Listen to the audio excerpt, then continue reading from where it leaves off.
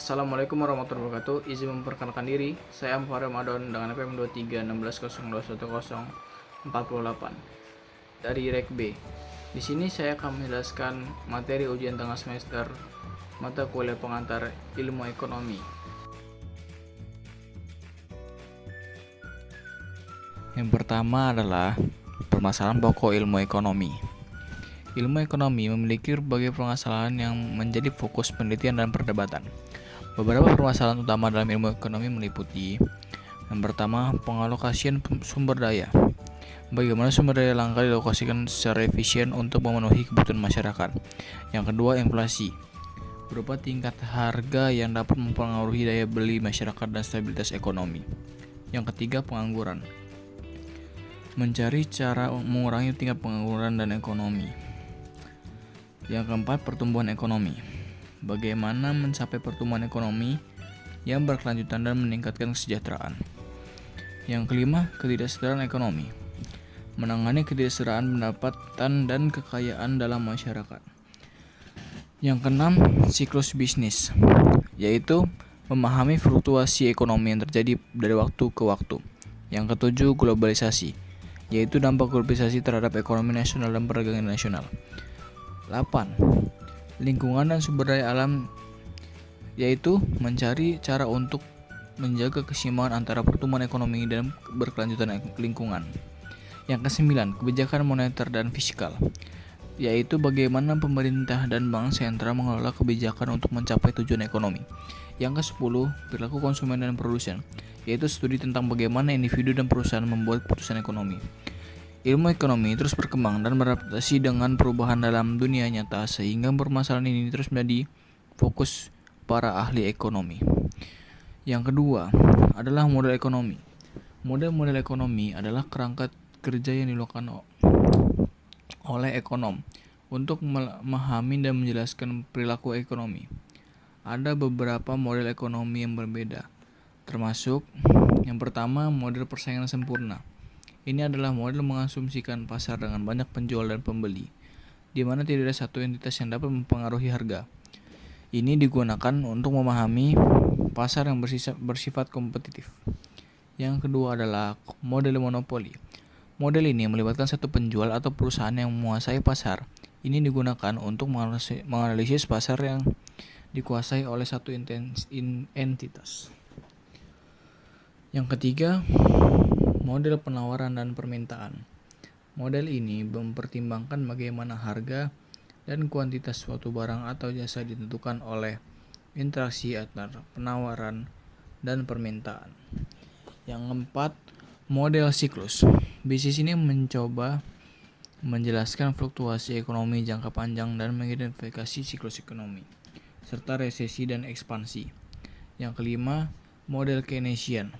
Berdasarkan pemikiran John Maynard Keynes, model ini berkaitan dengan intervensi pemerintah dan ekonomi untuk mengatasi ketidakseimbangan dan pengangguran.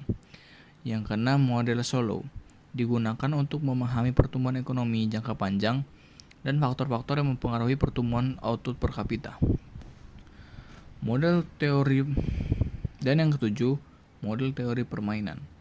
Model ini digunakan untuk menganalisis suatu di mana keputusan yang diambil oleh individu atau perusahaan dipengaruhi oleh tindakan orang lain. Yang ke-8, model ekonomi perilaku, yaitu model ini mencoba memahami perilaku dengan mempertimbangkan faktor fisiologis dan sosiologis. Setiap model memiliki asumsi dasar yang berbeda dan digunakan untuk situasi yang berbeda pula. Pemilihan model tergantung pada situasi ekonomi yang dianalisis. Yang ketiga, definisi ilmu ekonomi. Ilmu ekonomi adalah disiplin sosial yang mempelajari bagaimana masyarakat mengalokasikan sumber daya yang terbatas untuk memenuhi kebutuhan dan keinginan yang tak terbatas. Ilmu ekonomi memeriksa perilaku individu, perusahaan, dan pemerintah dalam hal produksi, distribusi, dan konsumsi barang dan jasa. Tujuannya adalah untuk memahami pola ekonomi, menjelaskan fenomena ekonomi, dan memberikan dasar untuk pengambilan putusan ekonomi. Yang keempat, variabel dalam ilmu ekonomi. Dalam ilmu ekonomi terdapat berbagai macam variabel untuk menganalisis dan memahami fenomena ekonomi. Beberapa contoh variabel ekonomi termasuk Yang pertama, variabel makroekonomi. Ini mencakup variabel-variabel serta produk domestik bruto atau PDB, inflasi, pengangguran, suku bunga, dan neraca perdagangan. Variabel-variabel ini dalam membantu kesehatan ekonomi suatu negara. 2. Variabel mikroekonomi. Ini melibatkan variabel-variabel yang berkaitan dengan tingkah laku individu, rumah tangga, dan perusahaan. Contohnya, dalam permintaan penawaran, harga, biaya produksi, dan laba. Yang ketiga, variabel keuangan. Ini mencakup variabel-variabel serta harga saham, indeks saham, suku bunga obligasi, dan nilai tukar mata uang. Variabel-variabel ini relevan dengan analisis pasar keuangan. 4. Variabel sosial dan demografi. Variabel sosial dan demografi. Variabel-variabel seperti jumlah penduduk, usia, pendapatan, dan tingkat penduduk juga dapat mempengaruhi aspek-aspek ekonomi, seperti permintaan tenaga kerja dan pasar konsumen. Variabel kebijakan ekonomi. Dan yang kelima, variabel kebijakan ekonomi. Ini meliputi kebijakan fiskal atau pengeluaran dan pajak pemerintah, dana kebijakan moneter atau suku bunga, dan jumlah uang beredar yang dapat mempengaruhi arah ekonomi. Variabel-variabel ini digunakan dalam model ekonomi dan analisis ekonomi untuk membantu mengidentifikasi hubungan antara berbagai faktor dan membuat prediksi tentang perilaku ekonomi di masa depan. Dan yang keenam adalah pelaku-pelaku ekonomi, yaitu konsumen dan produsen. Pelaku ekonomi utama terdiri dari konsumen dan produsen. Yang pertama, konsumen adalah individu atau rumah tangga yang membeli barang dan jasa untuk memenuhi kebutuhan pribadi atau rumah tangga.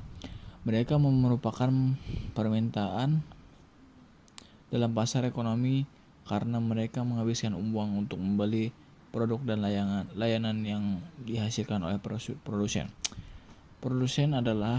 Yang kedua adalah produsen.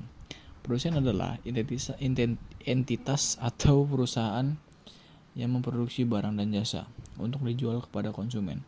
Mereka adalah penyedia barang dan jasa di pasar dan menciptakan lapangan kerja.